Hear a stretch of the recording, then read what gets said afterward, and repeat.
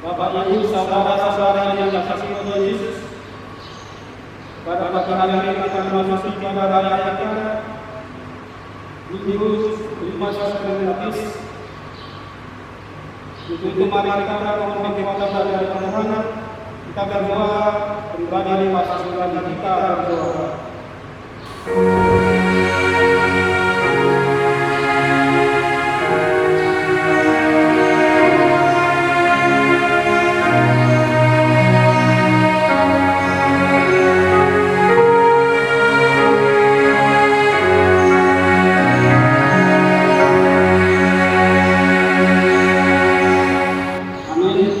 Kita muliakan Tuhan pada Jemaat nomor 17 ayat 1 sampai dengan 2.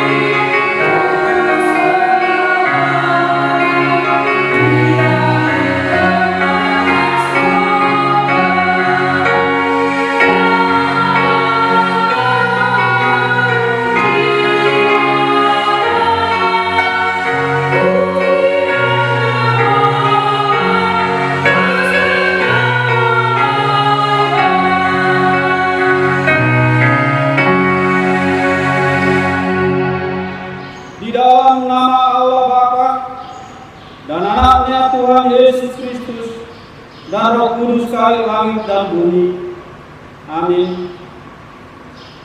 Dengan Allah akan kita lakukan perbuatan-perbuatan gagah perkasa. Bangunlah hai jiwaku, bangunlah hai gambus dan kecapi. Aku mau membangun saja. Aku mau bersyukur kepadamu di antara bangsa-bangsa ya Tuhan. Aku mau bermasmur bagimu di antara suku-suku bangsa. Haleluya.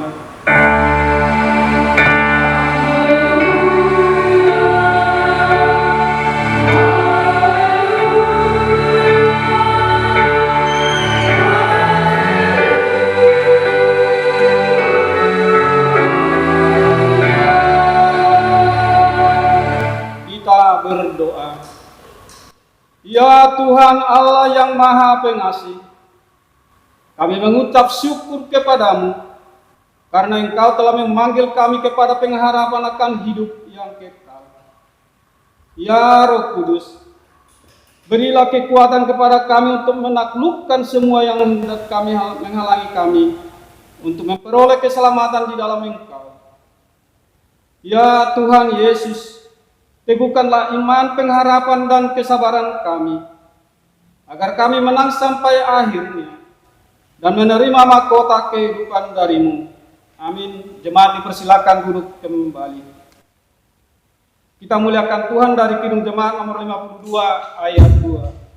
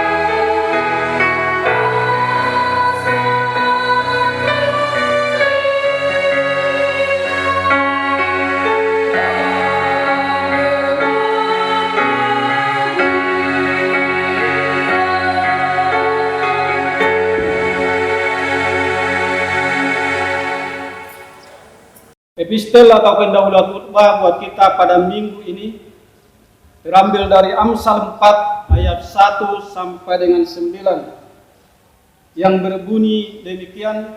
Kami akan membacakannya untuk kita sekalian. Dengarkanlah hai anak-anak didikan seorang ayah, dan perhatikanlah supaya engkau beroleh pengertian.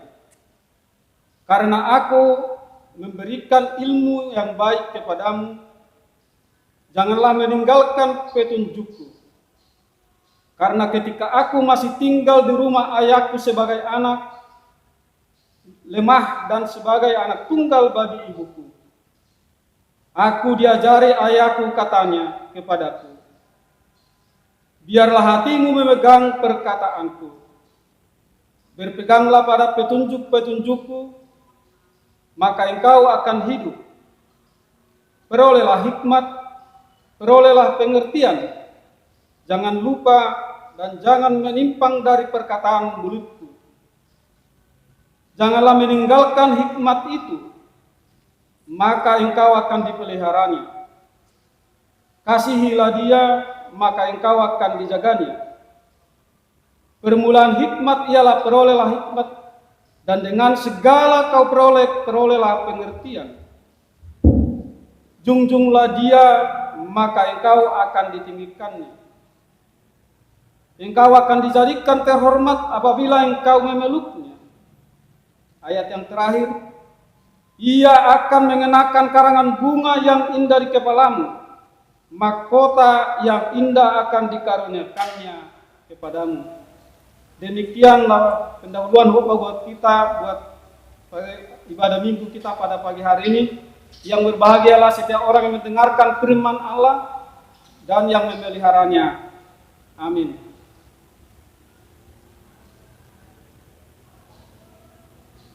Untuk menambut pembacaan epistel, mari kita muliakan Tuhan dari Kidung Jemaat nomor 33 ayat 1 sampai dengan 2.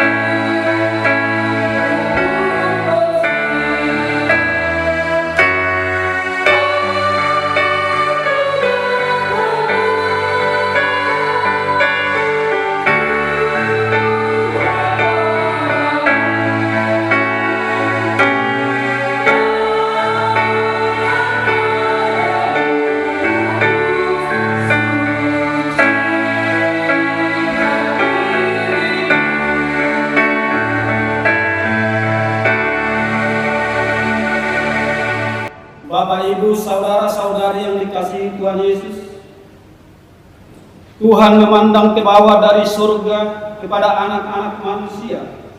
Apakah ada yang berakal budi? Tetapi kecenderungan manusia adalah menyeleweng dan berlaku bejat. Kita semua tidak menyadari kalau kita telah melakukan kejahatan di hadapan Tuhan. Tetapi Tuhan itu pemurah. Ia akan mengubah kutuk dan menggantikannya dengan berkat. Jika kita datang mendekat kepadanya dan menyesali segala perbuatan kita yang melawan perintahnya. Tuhan itu setia dan adil. Oleh sebab itu, marilah kita mengaku dosa kita di hadapan Allah dan memohon pengampunannya. Untuk itu Bapak Ibu, kami undang untuk bangkit berdiri. Marilah kita mengambil saat teduh untuk berdoa di dalam hati kita masing-masing. Kita berdoa.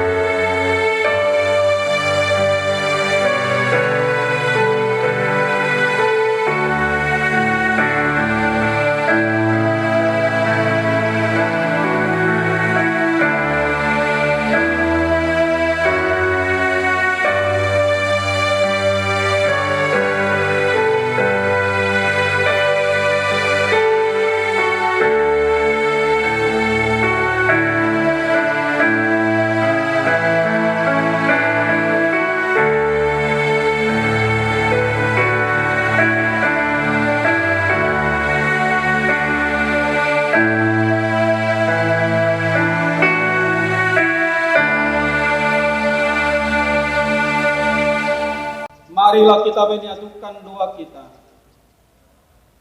Bapa kami yang di surga, yang maha kuasa dan pengasih, Engkau tidak berkenan melihat kematian orang fasik, tetapi Engkau berkenan kepada pertobatannya, agar ia hidup.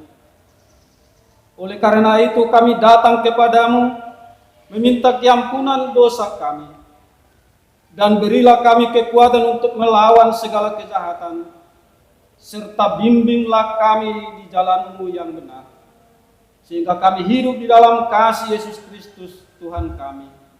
Amin. Janji Tuhan tentang pengampunan dosa. Karena semua orang telah berbuat dosa dan telah kehilangan kemuliaan Allah, dan oleh kasih karunia telah dibenarkan dengan cuma-cuma karena penebusan dalam Kristus Yesus. Kristus Yesus telah ditentukan Allah menjadi jalan pendamaian karena iman dalam darah-Nya. Segala kemuliaan bagi Allah di tempat yang maha tinggi. Amin. Jemaat, kami persilakan duduk kembali. Kita muliakan Tuhan dari Renungan Jemaat nomor 402 ayat 3.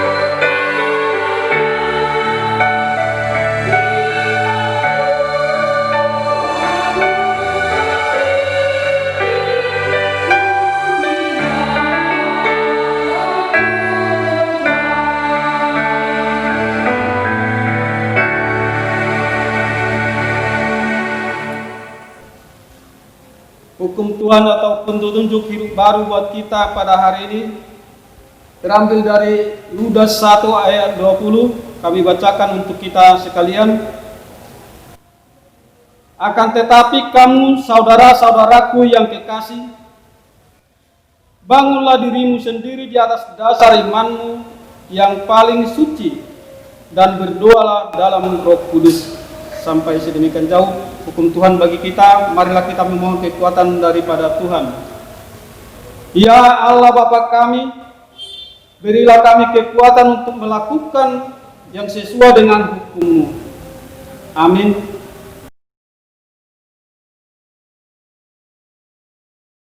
Kita muliakan Tuhan dari Kidung Jemaat nomor 413 ayat 1.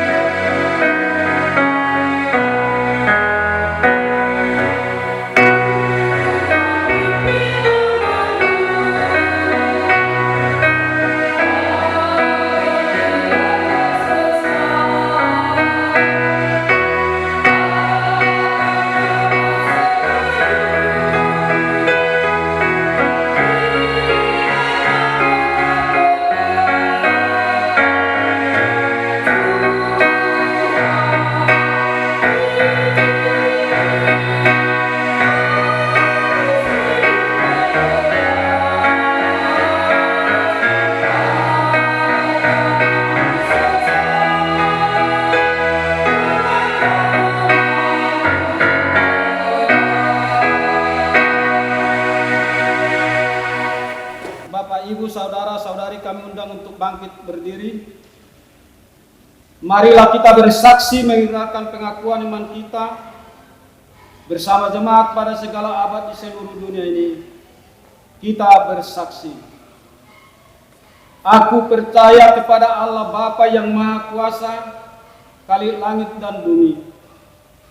Aku percaya kepada Yesus Kristus, Anaknya yang tunggal Tuhan kita, yang dikandung daripada Roh Kudus, lahir dari anak darah Maria, yang menderita di bawah pemerintahan Pontius Pilatus, disalibkan, mati dan dikuburkan, turun ke dalam kerajaan maut, pada hari yang ketiga bangkit pula dari antara orang mati, naik ke surga, duduk di sebelah kanan Allah Bapa yang Maha Kuasa, dan akan datang dari sana untuk menghakimi orang yang hidup dan yang mati.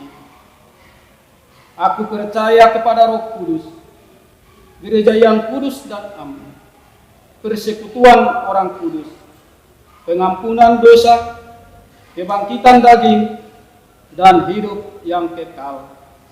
Amin. Jemaat dipersilakan duduk kembali. Bapak Ibu yang dikasihi Tuhan Yesus, sejenak kita akan masuk di dalam doa syafaat. Kita berdoa.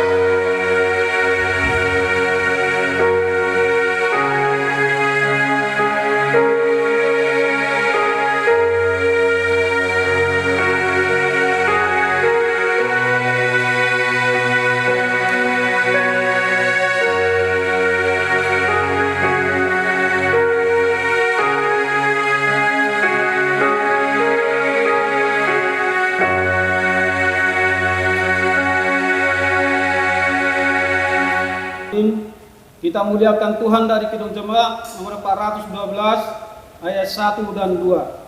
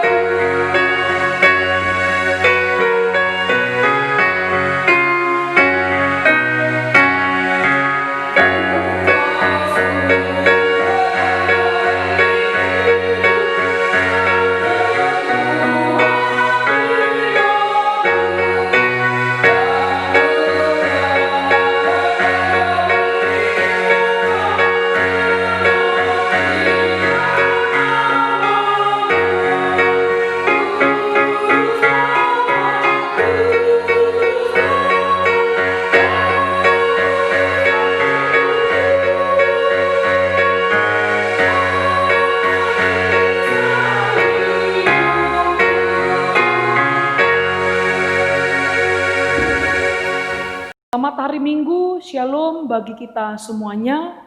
Bapak Ibu yang kekasih, doa dan harapan kami sampai pada hari Minggu ini, kita semuanya tetap bersukacita memuji memuliakan Tuhan. Kita tetap sehat dan tetap semangat dalam menjalani kehidupan kita setiap hari. Firman Tuhan yang akan kita dengarkan tentu dapat meneguhkan kita, menambah sukacita kita untuk semakin bersemangat menjalani kehidupan ini.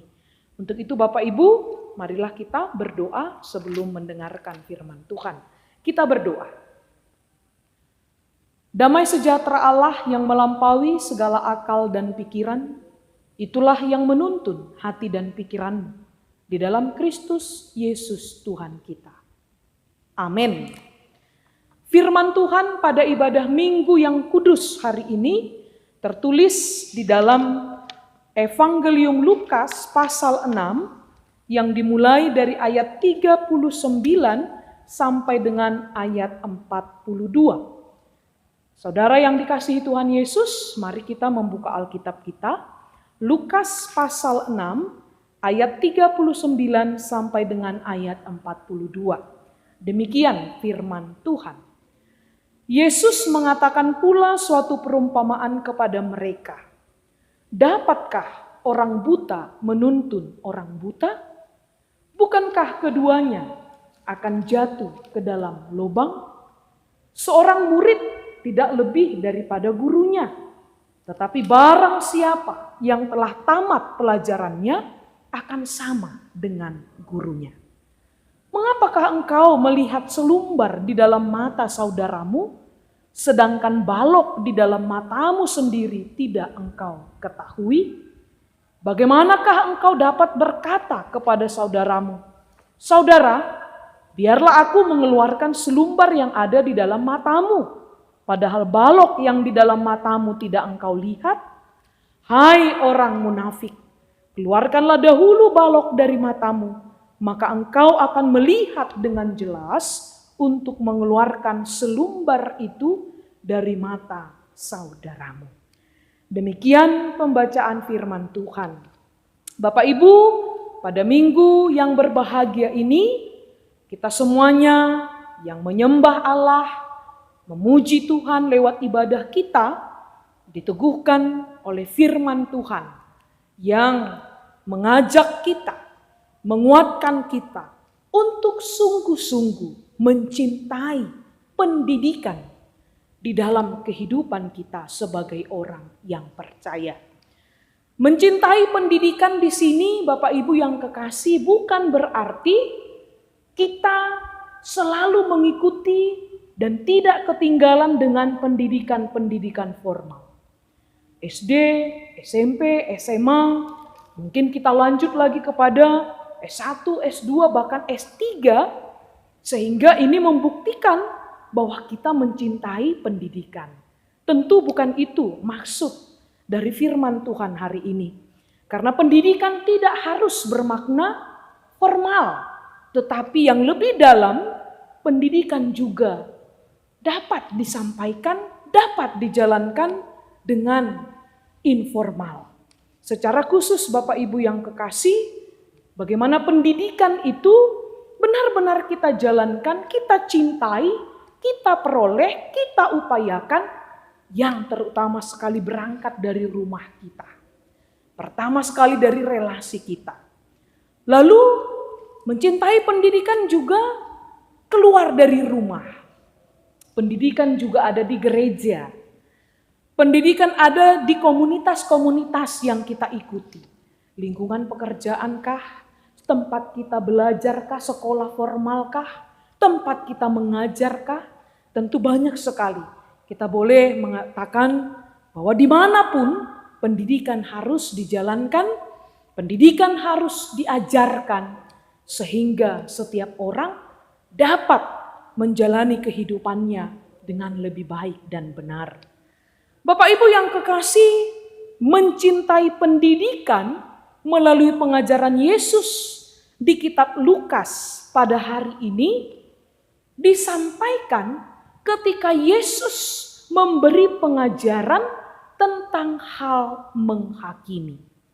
Nanti kita boleh kembali Lukas pasal 6 dari ayat 37 sampai 42. Sekalipun pada minggu hari ini khotbahnya dimulai dari ayat 39, tetapi pengajaran ini diberikan Tuhan Yesus dengan tujuan memberikan pengajaran supaya setiap orang tidak cepat-cepat menghakimi, tidak cepat-cepat menghukum, dan dapat bermurah hati untuk saling mengampuni. Di tahun 2008 yang lalu, Bapak Ibu, saya masih menjadi mahasiswa tingkat 3 semester 6 dalam pendidikan teologi yang saya jalani. Dari sekian ratus mahasiswa, ada 10 orang yang dipilih oleh perguruan untuk mengikuti satu pelatihan yang begitu baik, yaitu Clinical Pastoral Education, Bapak Ibu, di mana kami dikarantina selama 3 bulan. Saya terpilih satu dari yang 10 mahasiswa ketika itu di tahun 2008. Dalam kelas karantina ini, Bapak Ibu yang kekasih, kami sungguh-sungguh diajarkan, sungguh-sungguh diberitahu, sungguh-sungguh dibentuk untuk dapat menjadi pelayan-pelayan yang berkarakter kuat, yang memiliki integritas melalui pelatihan tadi, Clinical Pastoral Education. Bapak Ibu, dalam satu sesi dalam pelatihan itu, bimbingan itu, ketika itu kalau saya tidak lupa, Bapak Edward Sauro dari Filipina yang menjadi pengajar utama dalam pelatihan ini. Dalam satu sesi, saya lupa hari yang keberapa, tapi dalam satu sesi kami sudah berkumpul 10, Bapak Edward ini di tengah-tengah. Dalam memulai sesinya, pengajar atau Bapak Edward ini mengatakan kepada kami, saya akan memulai kelas hari ini dengan memberikan satu pertanyaan kepada saudara, partisipan katanya Bapak Ibu. Coba sebutkan 3 hal, apakah karakter atau sikap dari orang lain yang tidak kamu sukai. Saya ingat betul itu pertanyaannya. Sebutkan 3 hal, yaitu karakter, sifat, sikap dari orang lain yang tidak kamu sukai. Begitu. Kami 10 ini berbentuk lingkaran. Wah, kami dengan cepat. Pertanyaan ini tidak perlu dipikir panjang-panjang. Begitu ya. Karena tidak sulit. Mulai dari orang pertama sampai orang yang ke-10. Kami semua dengan lantang menjawabnya. Ada yang mengatakan, saya tidak suka orang yang pembohong. Mister, saya tidak suka orang yang munafik. Saya tidak suka orang yang tidak jujur. Saya tidak suka orang yang pemalas. Saya tidak suka orang yang bermuka 2 contohnya. Saya tidak suka orang yang begini. Karena tadi pertanyaannya sebutkan 3 karakter dari orang lain yang tidak kamu sukai. Wah, dia mendengarkan kami dengan begitu tertarik. Tapi sambil senyum-senyum. Bapak Ibu yang kekasih, saya sangat ingat di tahun 2008. Semua kami memberi jawaban, tidak ada yang tidak memberi jawaban.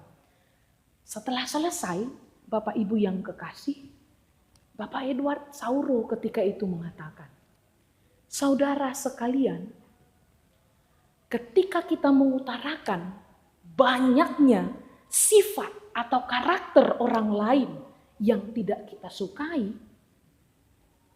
secara sadar atau tidak sadar, kita telah memberitahu itulah sebenarnya diri kita. Itulah sebenarnya kepribadian kita. Karakter atau sifat itu justru keluar dari dalam diri kita, tetapi kita memandangnya dari diri orang lain.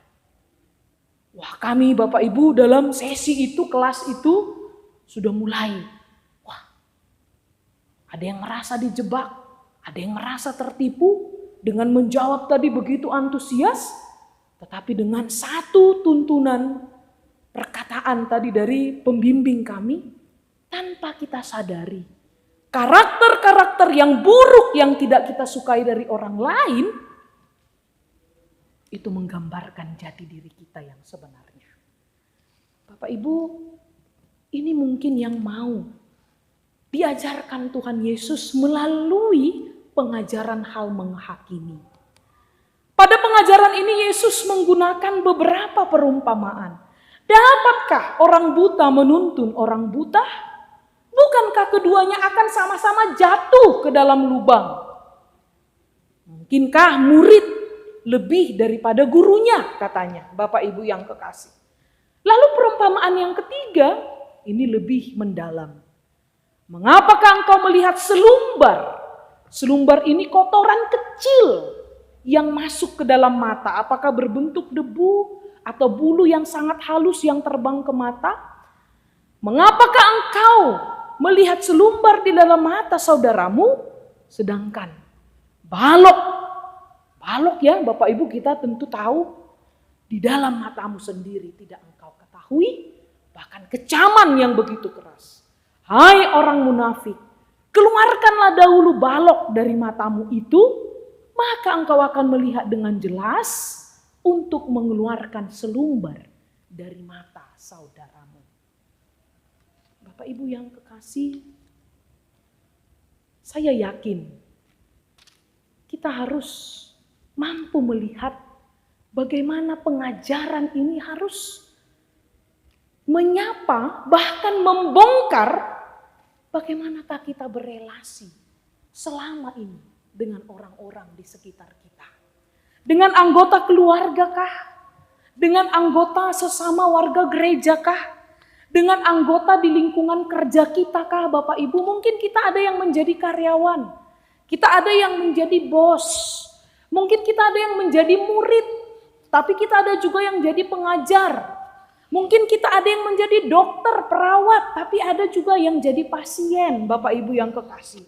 Kita ada yang jadi pedagang, tapi kita juga mungkin membeli. Dalam semua relasi itu, Bapak Ibu yang dikasihi Tuhan, bagaimanakah kita membangun, menjalankan relasi kita? Apakah hal yang ditegur oleh Yesus, orang buta tidak dapat menuntun orang buta, murid tidak akan lebih daripada gurunya, dan kecenderungan untuk melihat kesalahan orang lain itu justru lebih kuat, lebih sering kita jalankan dalam relasi dengan siapapun, dari rumah, gereja, atau dimanapun kita berada Bapak Ibu. Melalui firman Tuhan hari ini, supaya firman ini dapat kita lakukan, kita hidupi dalam kehidupan kita, Bapak Ibu, yang pertama sekali adalah hal yang harus kita pegang kuat, bahwa menghakimi saudara kita, bagaimanapun kesalahan dan keburukannya, itu bukanlah hak kita. Itu bukanlah bagian kita. Itu bukanlah tanggung jawab atau bukanlah yang menjadi hal yang harus kita lakukan dari diri kita. Saya mau memakai pegangan yang pertama ini ketika saya katakan penghakiman itu bukan hak manusia dalam relasi tadi ya Bapak Ibu yang kekasih. Yohanes pasal 8, nanti kita boleh membuka. Di mana seorang perempuan berzina, yang kedapatan berzina, dan dia ditangkap oleh orang-orang ketika itu, dan dia dibawa kepada Tuhan Yesus, Bapak Ibu. Sesuai hukum Musa, perempuan berzina ini harus kita lempari dengan batu sampai mati, kata orang-orang yang menangkap perempuan itu ketika itu. Apakah pendapatmu? Mereka mempertanyakan kepada Tuhan Yesus. Tetapi apakah sikap Tuhan Yesus, Bapak Ibu yang kekasih? Dia tidak menjawab apa yang dipertanyakan orang banyak kepada perempuan itu. Tetapi dengan menulis di tanah dengan jarinya, Yesus hanya terdiam. Ketika orang banyak itu semakin mengatakan dia harus dihukum, Tuhan Yesus menjawab mereka, barang siapa yang tidak berdosa, biarlah ia yang pertama sekali melempar batu kepada perempuan ini. Apa yang terjadi Bapak Ibu yang kekasih? Tidak ada satu orang pun yang berani melemparkan batu. Mereka satu persatu pergi. Sehingga hukuman itu tidak terjadi atas perempuan yang bersalah tadi. Sehingga Bapak Ibu kita mau melihat anak Allah pun, Yesus sendiri tidak memperlihatkan bahwa dia punya hak untuk menghakimi. Apalagi kita. Setengahnya Tuhan Yesus kita tidak ada. Jangankan setengah. Secuilnya mungkin juga tidak ada. Tapi Yesus anak Allah yang Maha Kudus tidak memperlihatkan bahwa dia mau menghakimi perempuan yang kedapatan bersalah berzina. Apakah Yesus membela? Tentu tidak. Bapak Ibu yang kekasih. Tetapi yang mau diperlihatkan di sana, penghakiman bukanlah hak manusia. Bagaimanapun kesalahan, bagaimanapun kekurangan, bagaimanapun dosa kejahatan yang dilakukan oleh orang lain, selama kita masih manusia, sama seperti mereka, Bapak Ibu, bukanlah hak kita, bukanlah bagian kita untuk menghakimi. Meskipun kecenderungan setiap manusia lebih cenderung untuk menghakimi satu dengan yang lain. Tetapi melalui khotbah hari ini, kita yang mendengarkan firman Tuhan, mari kita benar-benar membenahi kehidupan di dalam relasi kita setiap hari dengan siapapun dan dimanapun. Dengan tidak menghakimi. Dengan memegang kuat bahwa penghakiman itu adalah hak Allah. Yang kedua Bapak Ibu yang kekasih, melalui perumpamaan tadi, bahkan kecaman yang terakhir mengatakan, hai orang munafik. Orang yang menghakimi itu adalah orang yang munafik. Yang selalu melihat keburukan orang lain, kesalahan orang lain, tetapi dia tidak mampu melihat bagaimanakah kekurangannya. Sudah bagaimanakah dirinya. Sudah sampai di manakah dia berbuat. Sudah apa yang dilakukannya. Bapak Ibu yang kekasih. Ini yang harus benar-benar kita harus cermat dan berhati-hati di dalam diri kita masing-masing. Sehingga pengajaran tadi mengatakan jangan kamu menghakimi supaya kamu pun tidak dihakimi. Jangan kamu menghukum supaya kamu tidak dihukum. Tetapi baiklah setiap orang dapat saling mengampuni. Sehingga Bapak Ibu yang kekasih, dengan menjalankan pendidikan firman melalui khotbah minggu hari ini, kita dikuatkan untuk tidak saling menghakimi. Bapak Ibu, dengan selalu terutama melihat diri kita, nilai-nilai pendidikan, melihat bagaimana dan apa yang sudah kita lakukan, kita akan tidak lagi selalu terfokus dengan keburukan, kesalahan, atau apapun yang salah, yang jahat dilakukan oleh orang lain. Sehingga Bapak Ibu, biarlah hidup di dalam kemurahan hati, hidup di dalam damai sejahtera dan kasih yang sungguh-sungguh berasal dari Allah. Ini yang benar-benar memampukan kita untuk dapat mengasihi, saling menerima dalam kekurangan keterbatasan satu dengan yang lain. Sehingga kita sungguh-sungguh menjadi anak-anak Tuhan yang tidak hidup di dalam kemunafikan. Yang tidak hidup di dalam keberpura-puraan. Yang tidak hanya cenderung melihat kekurangan, keburukan orang lain. Tetapi mau terlebih dahulu melihat, sudah bagaimanakah? Bagaimanakah dengan aku?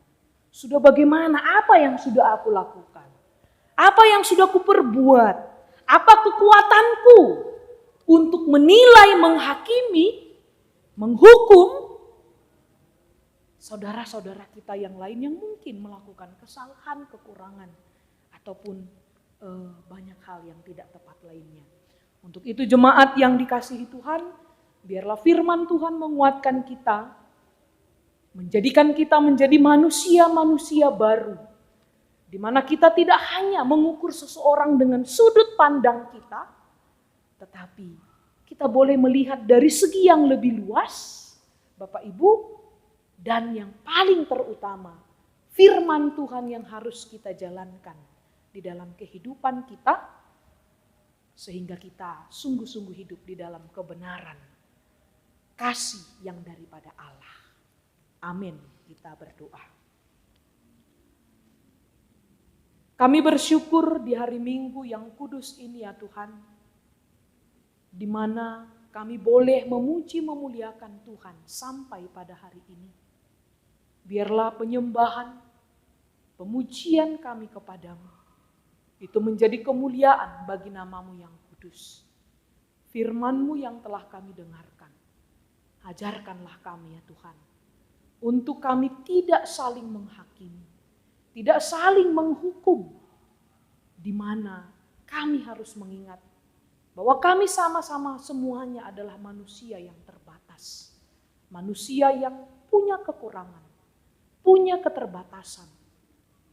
Karena tidak ada satupun dari kami Tuhan yang sempurna dalam segala hal.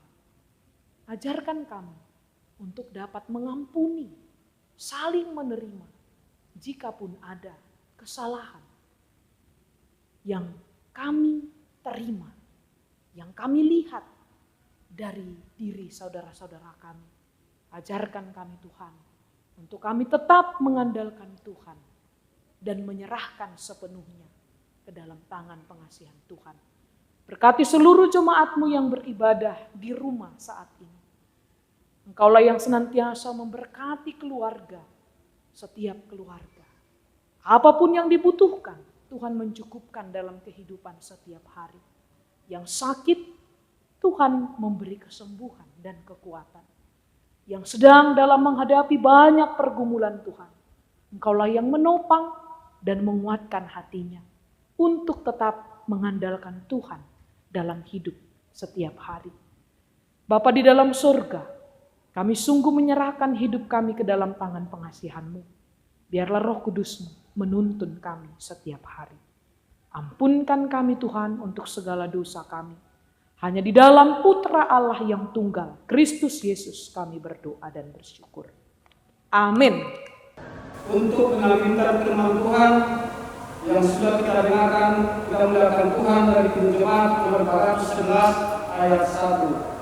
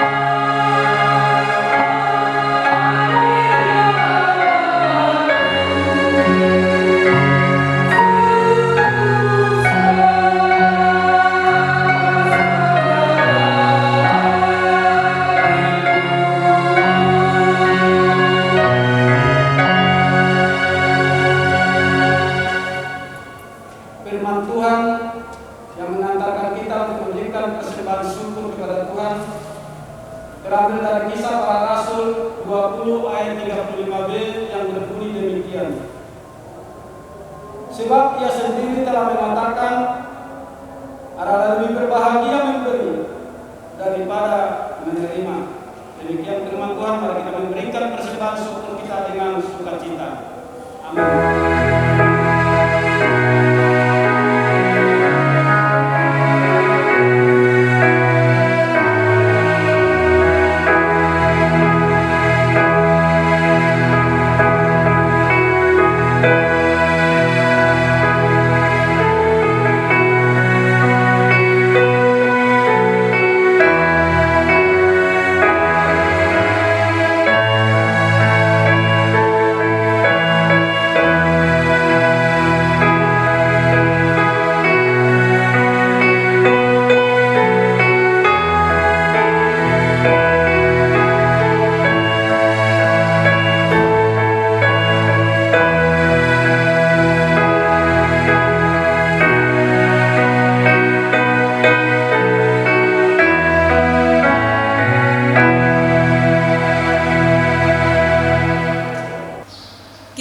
mendoakan persembahan kita, kita berdoa.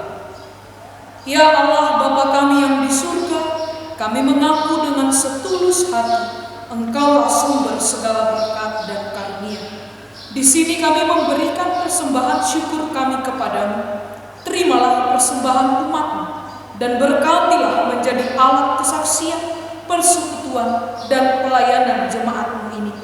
Jadikanlah hidup kami persembahan yang berkenan kepadamu, dan pakailah hidup kami untuk turut menghadirkan tanda-tanda kerajaan-Mu di seluruh dunia ini. Kasih, keadilan, damai, sejahtera, dan sukacita.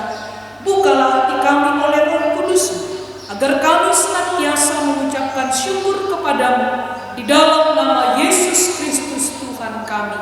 Amin.